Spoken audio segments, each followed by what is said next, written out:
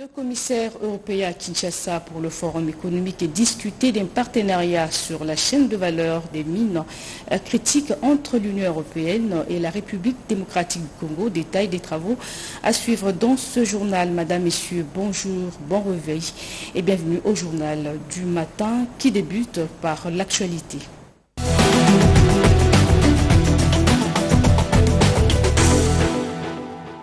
2 jours après avoir entamé sa tournée sur le continent africain, le président français Emmanuel Macron est arrivé dans la soirée du vendredi 3 mars dans la capitale congolaise Kinshasa. Hier, Emmanuel Macron et Félix-Antoine Tshisekedi ont eu un tête-à-tête au Palais de la Nation au cours duquel les deux chefs d'État ont évoqué les questions de sécurité, d'investissement et de coopération. On fait le point avec Blandine Zovo-Roger-Dié. Devant le parvis du Palais de la Nation, le drapeau tricolore bleu, blanc, rouge de la France flottait aux côtés de celui de la République démocratique du Congo. Des instants de convivialité ponctués par la fanfare d'accueil exécutée par la garde d'honneur et le traditionnel tapis rouge déroulé à l'occasion de la visite historique du président Emmanuel Macron en RDC. Des chaudes accolades du président congolais à son homologue français. Et juste après, les deux hautes personnalités se retirent momentanément des projecteurs pour un tête-à-tête à huis clos. En toute évidence, Félix-Antoine Tshisekedi Tshilombo et Emmanuel Macron se préparent à affronter la presse qui s'impatientait déjà en attendant d'étancher sa soif sur plusieurs questions qui cristallisent l'attention de l'opinion tant nationale qu'internationale. Leurs entrevues durent plus d'1 heure. De l'agression de la RDC par le Rwanda via le M23 avec toutes les conséquences humanitaires dramatiques à la coopération bilatérale, en passant par les investissements, le nouveau partenariat équilibré avec l'Afrique et bien d'autres sujets brûlants de l'heure. L'épineuse question qui a toujours taraudé les esprits des Congolais est posée. Pourquoi la France a toujours refusé de nommer ouvertement le Rwanda comme principal agresseur de la RDC alors que la communauté internationale l'a fait? Le président Macron, visiblement dans une posture non confortable, affirme que la France ne s'est jamais résignée face à une fatalité de la guerre qui nécessite que la justice soit faite. Ce n'est pas une question de dénonciation, je l'ai fait, nous l'avons fait depuis des mois. Parler d'agression, on l'a fait par des groupes qui sont d'ailleurs des groupes incluant aussi des Congolais, vous le savez comme moi. Donc ça ne c'est pas une agression d'une puissance extérieure. Ils sont soutenus par plusieurs puissances extérieures dans une logique de prédation, mais ces groupes ont aussi des ressortissants qui sont de votre pays. C'est une réalité. Bon. Donc, je l'ai condamné, et on peut parler tout à fait d'agression, j'ai aucun problème, de tous ces groupes, y compris des ADF et autres. Nous dénonçons, nous condamnons, nous accompagnons le processus de médiation régionale, mais au moment où, pour la première fois depuis des mois, alors que jusqu'alors ces processus avaient été mis en échec par des refus de délivrer des visas pour permettre, par exemple, au M23 de bouger. Ça a été fait, ils ont pu aller à Luanda. Il y a un processus qui avance. On a un rendez-vous mardi, je serai intempestif à vous dire il faut tout de suite sanctionner. Au-delà des questions bilatérales et sécuritaires, il y a également les vraies intentions de la visite du président français à Kinshasa. Comme le 27 février dernier devant la presse à l'Élysée, Emmanuel Macron a rappelé sa nouvelle stratégie pour l'Afrique et son attachement à l'intégrité territoriale de la RDC. Le chef de l'État congolais, pour sa part, a rappelé les différentes étapes du processus de paix engrangé sous la médiation de Luanda avec des résolutions restées lettres mortes jusque-là. Je demande à voir, surtout au niveau des sanctions, parce que je reste dubitatif quant à la bonne foi de ceux qui nous ont agressés. Il n'y avait aucune raison, je le rappelle, qui justifiait cette agression, si ce n'est que des raisons économiques, mais propres au Rwanda, instigateur de cette agression.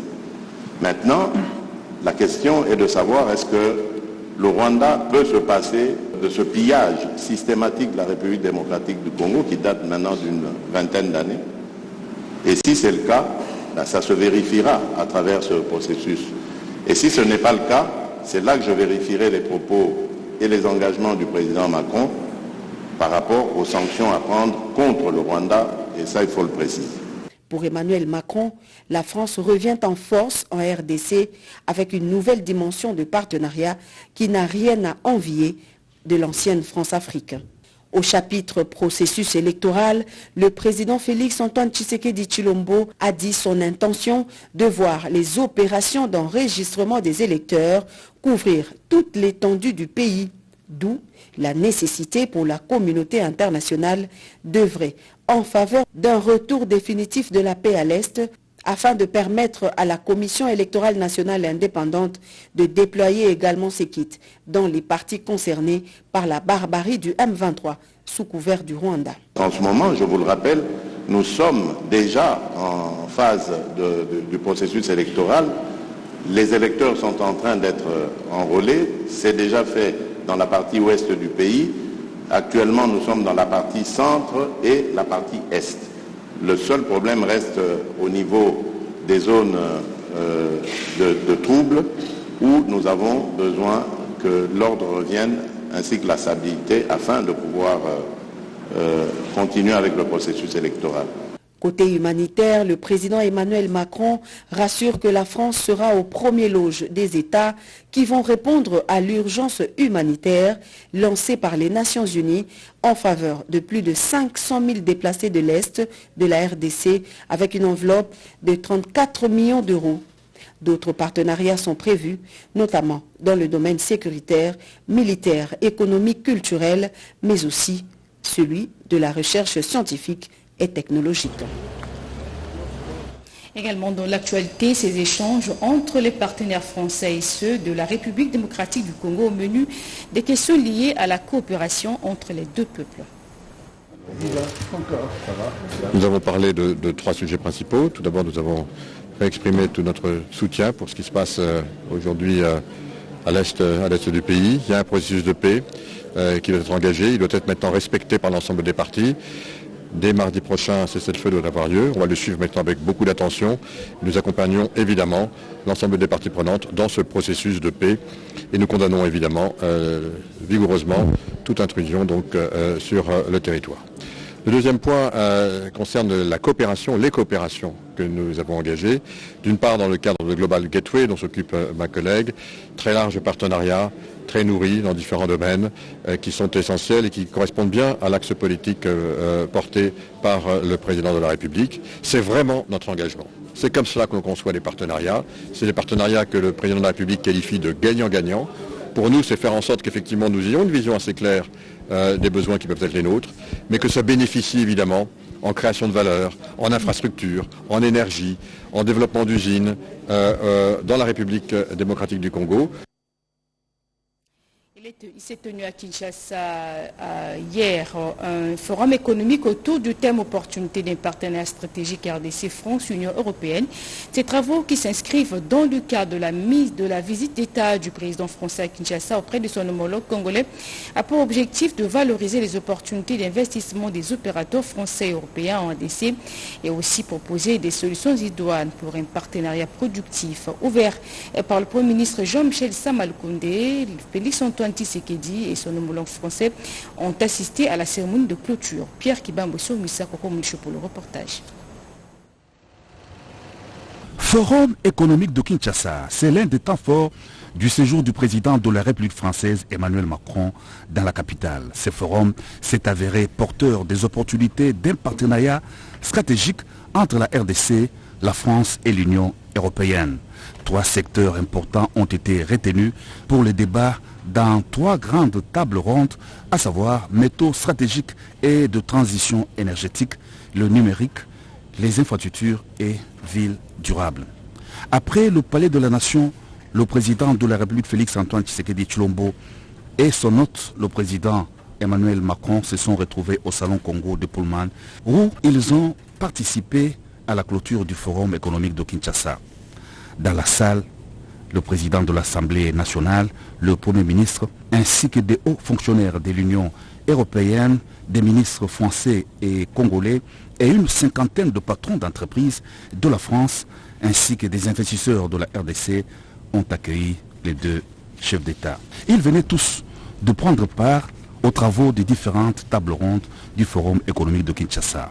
Les deux chefs d'État se sont adressés aux participants au Forum économique pour saluer la tenue de ces travaux à Kinshasa. Pour le président Emmanuel Macron, le Forum économique de Kinshasa a été un franc succès au regard de la présence dans la capitale de 50 chefs d'entreprise françaises. Ces entreprises se sont mobilisées pour un partenariat avec la RDC, a indiqué le président de la République française. Parlant du partenariat entre son pays et la RDC, le président Macron a souligné le financement de la France dans les domaines des infrastructures et des villes durables, de l'énergie, de l'hydroélectricité. Dans le numérique, il a parlé notamment de la formation d'excellence des enseignements supérieurs dans ce domaine. Concernant les mines, les choses doivent se faire de manière différente, selon un esprit stratégique dans un partenariat scientifique pour notamment chercher à connaître également ce qu'il y a dans les sols et sous-sols de l'État, a dit le président Macron. La France voudrait aider la RDC à restaurer la souveraineté de ses ressources naturelles, permettre au pays d'avoir une valeur ajoutée,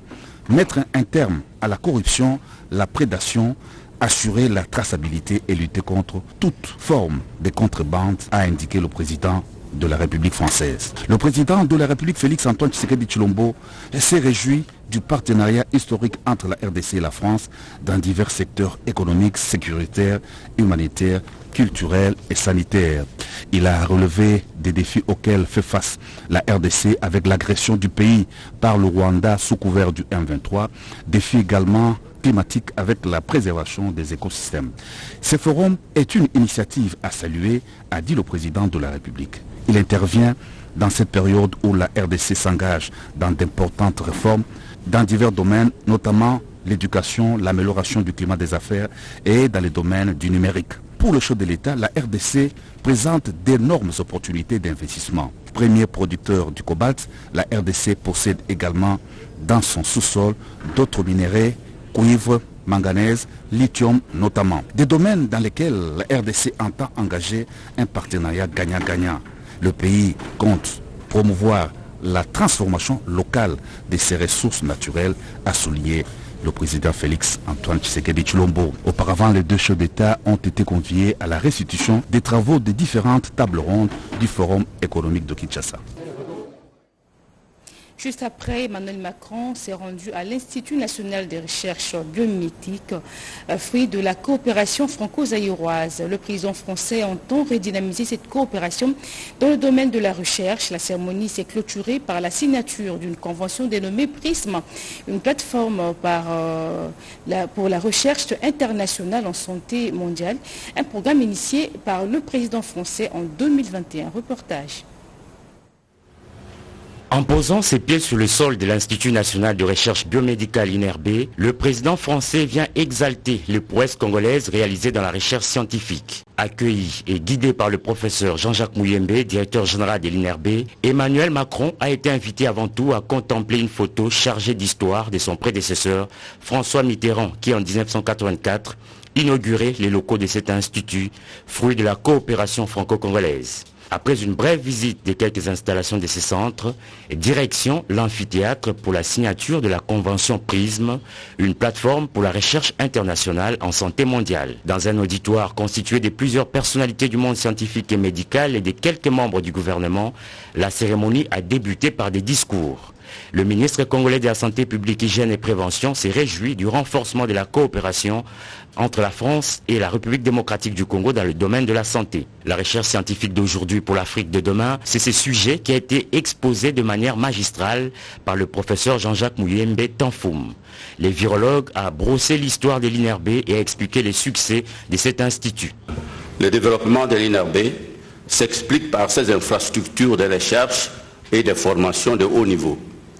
Jadis, le retour au pays était une exception, la règle était la fuite des cerveaux.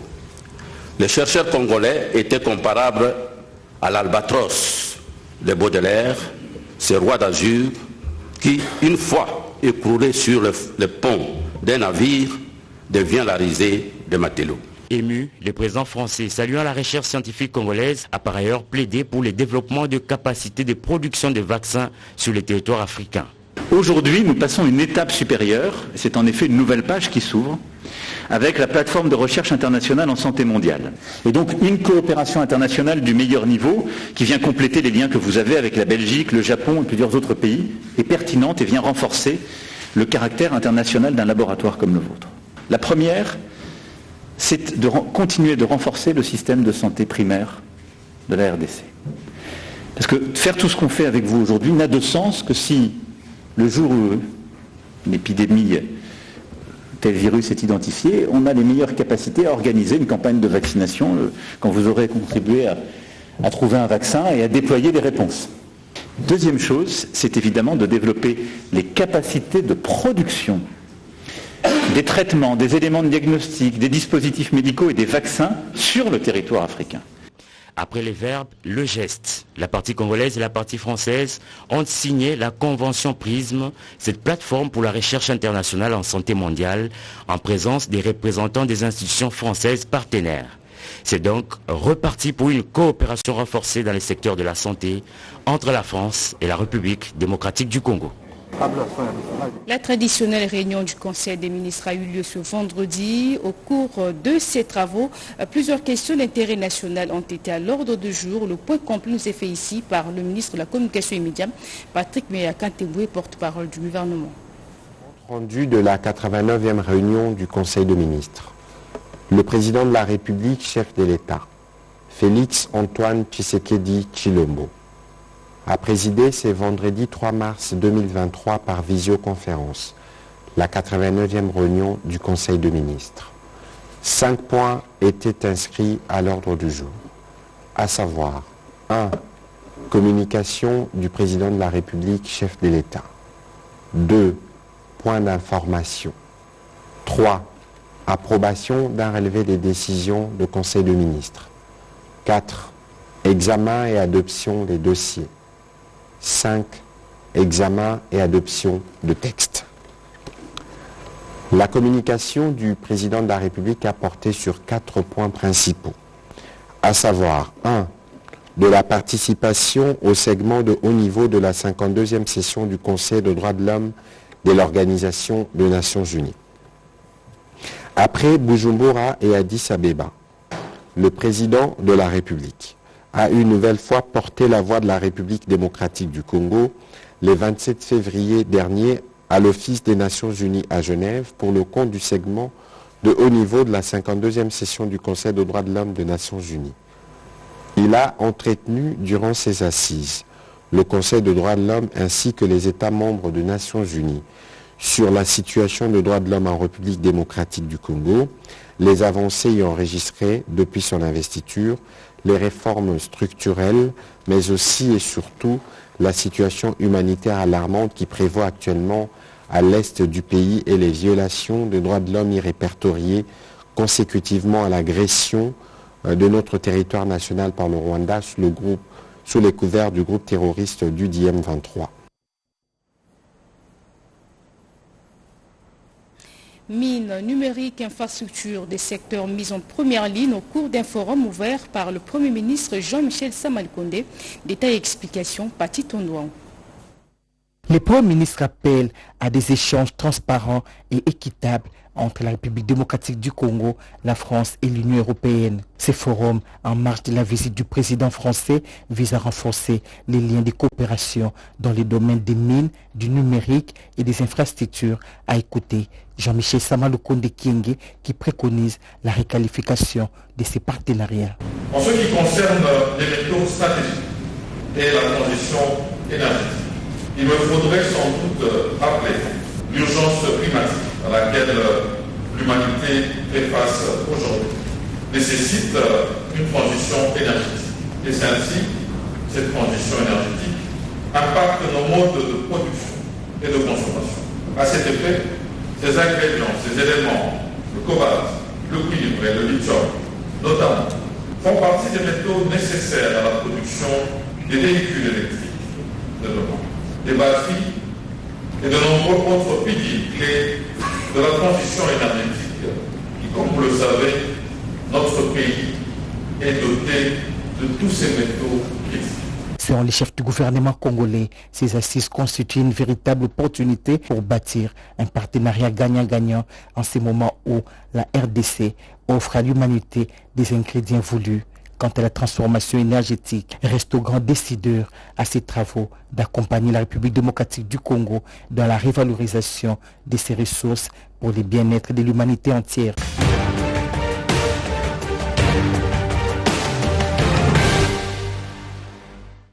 La semaine qui s'achève a été marquée par plusieurs faits. Le président de la République, Félix Antoine Tshisekedi, a déployé plusieurs activités énumérées dans la semaine du président par Pierre Kibambousso Mouissa. Invité à prendre part au Conseil des droits de l'homme des Nations Unies, le président de la République Félix Antoine Tshisekedi Tshilombo est arrivé à Genève, en Suisse, en compagnie de son épouse, la première dame Denise Nyakero Tshisekedi. Intervenant à la tribune de la 52e session du Conseil des droits de l'homme, le chef de l'État a, dans son allocution d'une vingtaine de minutes, exposé la position de la RDC en matière de droits de l'homme. Le président de la République s'est aussi apaisanti sur les causes et les conséquences de la détérioration de la situation sécuritaire dans l'Est du pays, soulignant la responsabilité du Rwanda et de sa branche armée, le M23.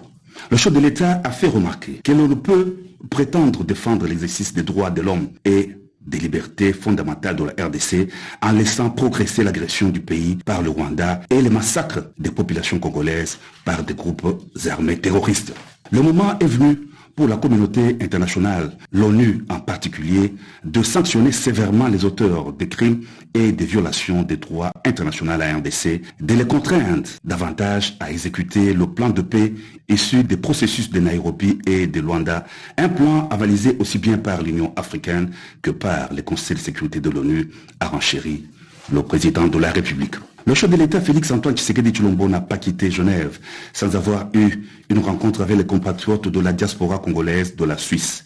L'entretien a tourné autour de 4 sujets: la crise diplomatique entre la RDC et le Rwanda, le processus électoral au pays, le programme de développement de 145 territoires et le changement des mentalités. Dans la soirée de vendredi, le président de la République française, Emmanuel Macron, est arrivé à Kinshasa, la dernière étape de sa tournée en Afrique centrale.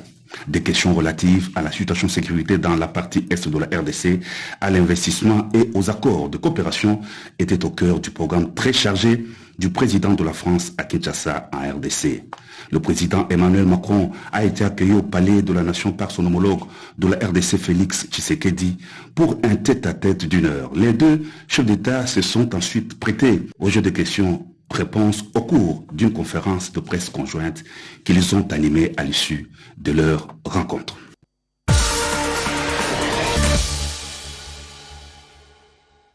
Et puis notre consoeur Toto Célestine Sungu nous rappelle également des faits, des différents points d'actualité qui ont dominé cette semaine. La synthèse en 5 minutes.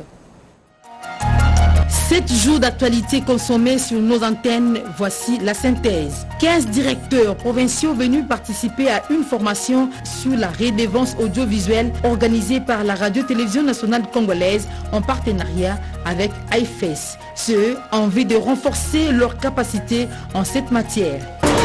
Près de 30 millions de kits ont été déployés dans les centres d'enrôlement à travers le pays. Ce pour l'opération d'identification et d'enrôlement en prévision des élections prévues en décembre 2023 en République démocratique du Congo.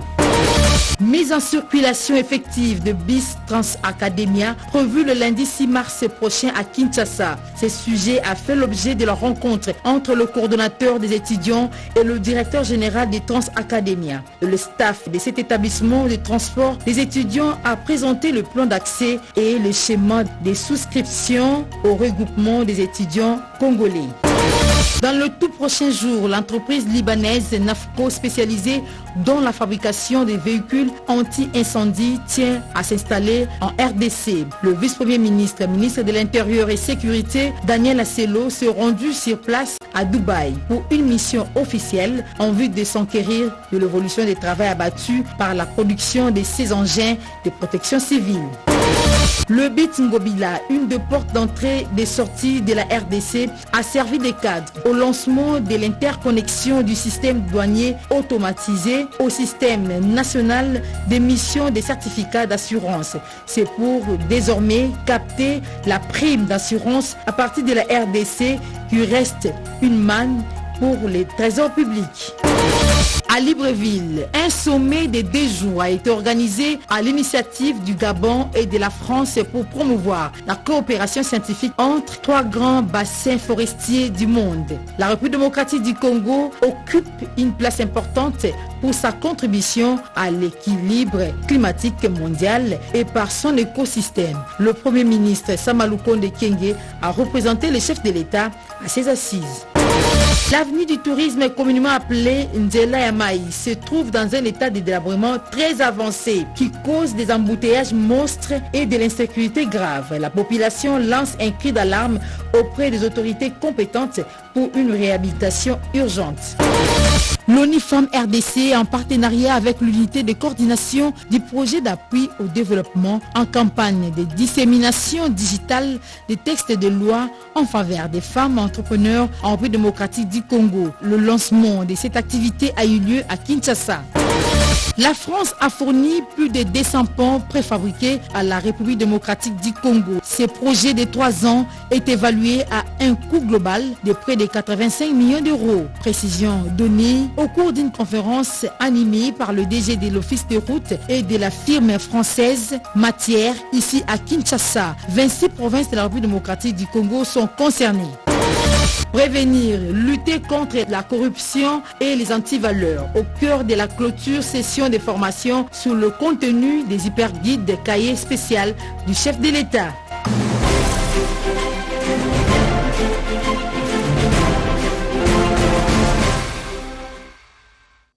Le chien, un ami fidèle, mais il peut parfois être une source d'insécurité individuelle et collective. Quelle prévention doit-on prendre lorsqu'on veut adopter un chiot? Dossier signé Ramazel Moulanda. Ce qui paraissait comme une simple rumeur relayée par les réseaux sociaux s'avère aujourd'hui être réel grâce aux témoignages des gens qui ont assisté à l'événement. Un chien a tué une petite fille Angeli. Ce fait de société est d'autant plus inhabituel et inquiétant à la fois car beaucoup de familles à Kinshasa disposent à leur sein un chien de compagnie chargé d'exécuter diverses tâches afin de rendre la vie de la famille heureuse. À la question de savoir si les gens à Kinshasa sont toujours intéressés à adopter un chien, les avis sont partagés. Pour avoir un chien, ça demande beaucoup de choses. Ce n'est pas par plaisir. Donc pour le moment, ces derniers temps, les Congolais veulent avoir des chiens de compagnie à la maison. C'est par plaisir. Ils veulent suivre les Occidentaux. Ce n'est pas le cas chez nous. Nous, tous les moyens ne sont pas réunis pour avoir un chien à la maison. Mais pour avoir un chien à la maison, comme chien de compagnie, il faut réunir tous les moyens. Premièrement, qu'il y ait un locataire. Ce n'est pas un endroit bien organisé pour avoir un chien. Je peux garder les chiens à la maison et je peux l'éduquer, puisque les chiens, je sais qu'on peut les enseigner de façon qu'ils ne peuvent pas manger les enfants. Selon les sources vétérinaires qui se sont exprimées sur la question, les dictons selon lesquels les chiens est le meilleur ami de l'homme varient selon les races et les espèces de chiens. En effet, selon eux, toutes les races peuvent être dressées. Par contre, toutes les races ne peuvent pas être entraînées à aimer ou à cohabiter avec les enfants. C'est le cas du pitbull par lequel le mal est arrivé. C'est une race qui a été éradiquée partout à travers le monde. Nous, ici à Kinshasa, si nous l'avons, c'est parce que nous avons une frontière poreuse au Bakubo qui est l'ouf. C'est la monarque qui est en train de nous déverser cette mauvaise race.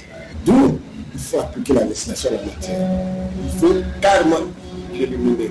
Ça ne sert à rien de garder une race aussi dans. Est-ce que dans d'autres pays ça n'existe pas? Aujourd'hui non. Sauf dans les pays africains tels que l'Angola. À partir de maintenant. Dangereux par rapport à les chiens sont dangereux par rapport à la façon qu'ils les provoquent. Mais chez nous, ici, les races les plus dangereuses sont Malinois. Vraiment, ce sont des races les plus dangereuses. Si tu ne te familiarises pas avec ces chiens, ils deviennent très agressifs. Ces chiens peuvent tuer. Lorsqu'ils te poursuivent, ils peuvent te mordre au talon et lorsque tu tombes, ils peuvent t'étrangler à la gorge ou à un autre endroit où ils peuvent t'éliminer facilement. On comprend bien que choisir un chien n'est pas une tâche facile. C'est maintenant que la maison mère qui peut vous recevoir pour des raisons de conseil. Cette maison commune, c'est depuis le temps colonial qu'elle existe. Oui. Si vous l'avez recherché, vous prenez des vétérinaires pour des raisons de conservation. Moi, je préfère les chiots tels que, enfin, de la race Merjalo Mario, ou soit nos chiens locaux. Il y a de ces espèces-là, des spécimens qui s'adaptent très bien dans notre mode de vie. Hein. Voilà. Mais sinon, il faut éviter les races qui bouffent beaucoup. Oui. Telles que les rottes, enfin toutes les races lourdes de chiens. Parce qu'il y a des chiens qui vous bouffent au moins 4, 5, 6 kilos par jour.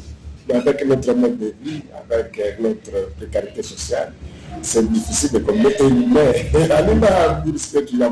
Et lorsqu'on choisit un chien pour adoption, il est essentiel que la bête soit en bonne entente non seulement avec vous, mais aussi avec les enfants, aussi bien que les invités et les voisins. Poursuivons ce journal avec ses travaux de la session mixte défense et sécurité RDC Burundi qui a ouvert ses portes à Kinshasa. De quoi a-t-il été question? L'élément de réponse dans ce reportage. La République démocratique du Congo et la République du Burundi affichent clairement leur volonté d'améliorer leur rapport en matière de défense et sécurité. Les assises de Bujumbura qui matérialisent cette volonté offrent un cadre idéal pour juguler le défi transfrontalier de ces deux pays partageant plusieurs milliers de kilomètres terrestres et lacustres. Prenant la parole, les numéros 1 de la sécurité nationale congolaise rassurent que les résolutions qui seront issues de ces assises doivent accompagner les efforts des gens engagés par le deux chefs d'État, Félix Antoine Tshisekedi Tshilombo et Évariste Ndayishimiye, en matière de paix, défense et sécurité. C'est ici aussi l'occasion pour moi de rendre un vibrant hommage à leurs excellences, Messieurs Évariste Ndayishimiye, président de la République du Burundi, et Félix Antoine Tshisekedi Tshilombo, président de la République démocratique du Congo, pour leur leadership et efforts inlançables. Toujours privilégier les dialogues et la concertation afin de régler tout différend entre nos deux États. Au cours de cette réunion de haut niveau, les recommandations de la 4e session de la Grande Commission mixte RDC-Burundi, tenue à Kinshasa du 30 au 2 septembre 2022, seront évaluées par les experts. Parmi eux, les officiers généraux, les hauts cadres du ministère de l'Intérieur et de la Défense, le service d'intelligence et des frontières de la RDC et du Burundi. Des résolutions concrètes sont attendues pour une paix durable et une coopération bilatérale entre Kinshasa et Bujumbura. La session de formation sur la redevance audiovisuelle appartient désormais au passé. Les directeurs provinciaux de la RTNC, venus de 13 provinces du pays, ont été outillés sur cette taxe. Une session de formation organisée par le ministère de la Communication et Médias, la RTNC en collaboration avec le partenaire AUFES. Reportage Jean-Pierre Ndolo Demazou, Siande Imaka. Le colloque. C'est par ces mots que Madame le directeur général de la radio-télévision nationale congolaise a clôturé la session de formation sur la redevance audiovisuelle organisée à l'intention des directeurs provinciaux de la RTNC et leurs collaborateurs. Cette session de formation de 6 jours a été sanctionnée par des recommandations. Entreprendre les démarches pouvant aboutir à la signature des protocoles d'accord et à l'intégration de la redevance dans les vignettes automobiles et engins motorisés. Pouvoir aux directions provinciales en personnel pour mener des activités d'identification, taxation et contrôle de la perception de la redevance.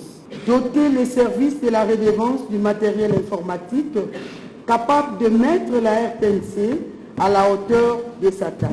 Pour Madame le DG de la RTNC, Sylvie Elengue-Niembo, cette expérience devra se poursuivre afin de doter les directeurs provinciaux des outils pour leur permettre de mener à bien leurs tâches. La radio-télévision nationale congolaise, RTNC en sigle, a réuni dans ce beau cadre de Béatrice Hôtel 13 de ces 26 provinces pour cette première phase de renforcement de capacité sur cette taxe parafiscale qu'est la redevance audiovisuelle. Ici, j'aimerais préciser que nous avons comme partenaire dans le cadre de cette redevance l'AUFES, qui est un partenaire incontournable et qui nous aide à collecter la redevance audiovisuelle grâce à son système intégré dans le logiciel Sidonia de la DGDA. Ici, nous avons réuni quelques provinces de nos 26, comme je venais de le dire. Ce n'est qu'une première étape, une première phase. Nous souhaitons que dans un proche avenir, nous puissions réunir les 13 autres directions afin de leur permettre d'acquérir les mêmes connaissances et enfin permettre à tous d'avoir le même niveau d'information sur la redevance audiovisuelle et permettre enfin d'enclencher la manette qui nous permettrait de collecter cette taxe parafiscale. Les organisateurs de la formation, entendez le conseil d'administration et le comité de gestion de la RTNC, ont outillé les directeurs provinciaux en leur remettant des kits composés des ordinateurs, des téléphones et quelques accessoires. C'est Madame le directeur général de la RTNC qui a eu l'honneur de leur remettre ces matériels. Quelques directeurs provinciaux ont réagi à l'issue de la formation. C'est pour la première fois qu'une bonne quinzaine des directeurs provinciaux avec certains agents puissent se rendre à Kinshasa, se réunir et rencontrer les autorités de la direction générale de la RTNC. C'est vraiment un point très positif. Cette session nous a permis d'échanger et je pense que c'est déjà le point de départ pour l'amélioration de la manière de travailler pour notre établissement public de l'État. Je suis très émerveillé. Depuis que nous sommes à la RTNC, c'est une première fois qu'on organise une session de formation sur la redevance. Et la redevance, à mon sens, c'est le salut pour la radio-télévision nationale congolaise. 13 provinces sur 26 ont été concernées par la formation. Sylvie Elengue Nyembo a promis l'organisation d'une autre session de formation avec les provinces restantes dans un bref délai. Les nouvelles de la Cour de cassation, plusieurs activités ont été déployées, notamment celles nous proposées dans ce reportage. Cette cérémonie a pour but de rendre hommage mérité aux 43 agents et hauts fonctionnaires qui, durant toute leur vie, se sont consacrés au service de la justice devant les cours et tribunaux de la RDC.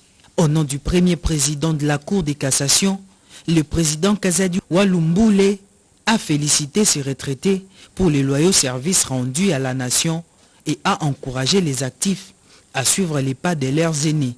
Au nom du premier président de la Cour de cassation, ainsi qu'à mon nom propre, nous vous présentons nos vives félicitations et vous prions de recevoir avec joie et gaieté les cadeaux que la Cour de cassation vous offrira. Et pour ceux qui sont encore actifs, nous les encourageons à suivre les pas de leurs aînés afin de parvenir à ce courant. Des frigos et télévisions ont été remis aux bénéficiaires ainsi qu'une enveloppe en vue de leur offrir une fin de carrière honorée. Nous sommes entrés, nous avons presté, maintenant nous y sortons. C'est avec joie. Cette cérémonie est la toute première dans l'administration des cours et tribunaux. Parmi les 43 agents retraités, l'on note 8 secrétaires généraux, 8 directeurs, 8 chefs de division, 5 chefs de bureau ainsi que 4 attachés de bureau de première classe. La distinguée première dame a lancé une compétition dénommée Kebo, un projet de compétition interscolaire des Jeux du terroir. Ce sont des élèves qui s'affrontent au Nzango. Denis Nyakero Tshisekedi est attendue à Kolwezi où elle va célébrer la journée dédiée aux droits de femmes dans le Lualaba. Des précisions avec Naïcha Kiala, notre envoyé spécial dans la ville. Les panneaux géants de la ville portent déjà les couleurs de l'événement, comme vous pouvez le constater. Dans moins de 24 heures, Kolwezi, chef-lieu de la province du Lualaba, va dérouler le tapis rouge à la première dame de la République pour sa première visite officielle dans la ville minière. L'arrivée de Denis Nyakero Tshisekedi s'est emparée de toutes les discussions des coins et recoins de la ville depuis quelques jours. Pour elle, nous entendons de bonnes choses. Nous lui souhaitons soyez les bienvenus ici chez nous, à Kolwezi. Nous avons beaucoup de choses à échanger avec elle afin que notre province puisse aller de l'avant pour le développement. Karibu sana Mama Denise Nyakeru, tunakutakia, soyez les bienvenus à Karibu sana. Nous souhaitons la bienvenue à la première dame. Nous allons bien l'accueillir. Nous voulons que les choses qu'elle fait ailleurs, qu'elle puisse le faire chez nous aussi à Kolwezi.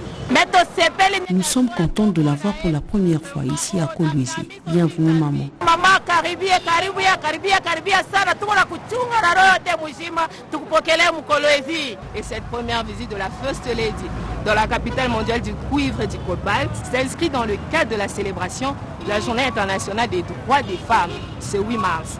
Un honneur pour la femme du Lualaba en général que porte la chef de l'exécutif provincial en particulier. Il est aussi prévu en marge de cette célébration et conformément à la vision de la fondation Denis Nyakeru Tshisekedi, une série de visites dans les centres hospitaliers, les écoles, ainsi que les rencontres avec les femmes dans cette partie du pays. Des descentes que nous ferons le plaisir de couvrir pour vous, minute après minute. Depuis Kolwezi, dans le Lualaba, Neisha Kiala, José Baïtouambo et Charmant Lelo pour la RTNC. Fin donc de ce journal magazine de ce matin réalisé par Ramadan Poki. Merci de nous avoir suivis. Merci également à Joël Piangou, Jonathan Mouélé et merci une fois de plus. Heureux et bon dimanche à toutes et à tous.